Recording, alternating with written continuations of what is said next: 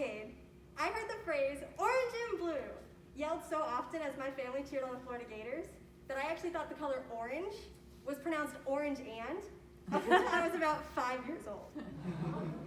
Growing up as an avid sports fan, I always noticed that there were never very many women represented on the TV on game days. Until July 20th, 2021, when YouTube hosted the very first MLB broadcast with an all-female reporting team. Today, I'd like to tell you about that very first all-female broadcast and how it's a large step in elevating gender equality in sports.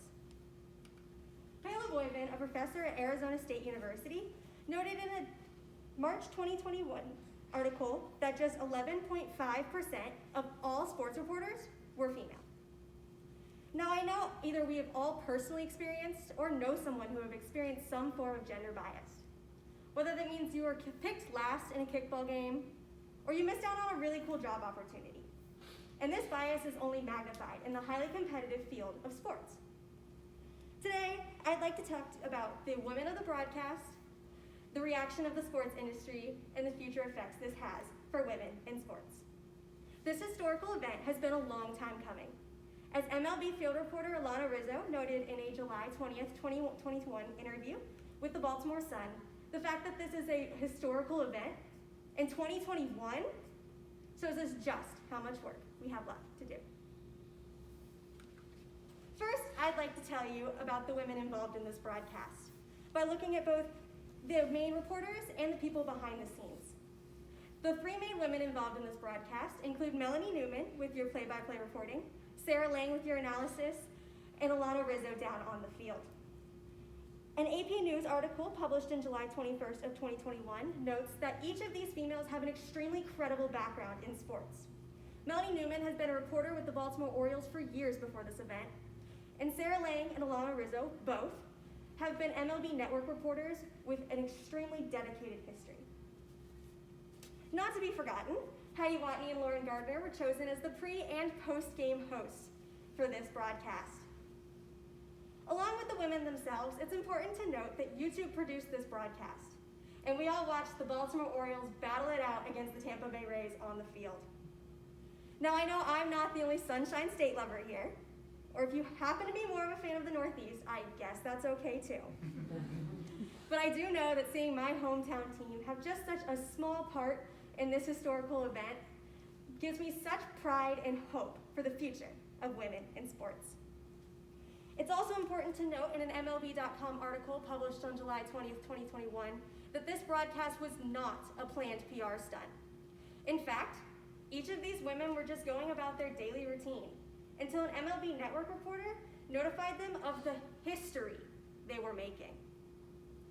The credibility of each of these women and the coincidental timing of this broadcast prove how each of these women earned their spot in this history-making event. It was not simply given to them because of their gender. Secondly, I'd like to talk to you about the reaction from the sports industry and how it was overwhelmingly positive, both from statements of the women involved themselves and social media. Melanie Newman was quoted in the previously mentioned MLB.com article that for her, this was just another day in the office, not a historical event. An MLB Network representative backed her up on this statement, quoted in the previously mentioned AP News article that for her, it's not the novelty, it's about the normalcy of seeing women in sports. In addition to these statements, social media reaction was overwhelmingly positive. Each of these ladies received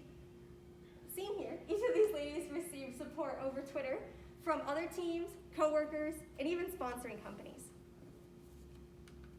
Thirdly, I'd like to talk about the future impact this broadcast has for women in sports, as they are now introduced to new role models for young girls, and how this broadcast has the possibility to increase coverage for women in sports. Newman, Lang, Rizzo, Watney, and Gardner are now strong female role models for young girls looking to go into the sports industry. They join women who have broadcast in the NFL, NHL, and NBA. These women are like the 4.0 students in your class whose study methods that you strive to emulate. And they even have the unique opportunity to provide advice and mentorship to young girls just like you would from a tutor. Another effect this broadcast has is that it increases the coverage of women in sports, both as reporters and as athletes. In a July 2019 study published by UNESCO, 40% of all sports participants are women, yet 4% of female sports are covered in the media. To put this in context, if 100 female Belmont student athletes managed to make it at the professional level, you would only see 4 of them on television or mentioned in an online news article.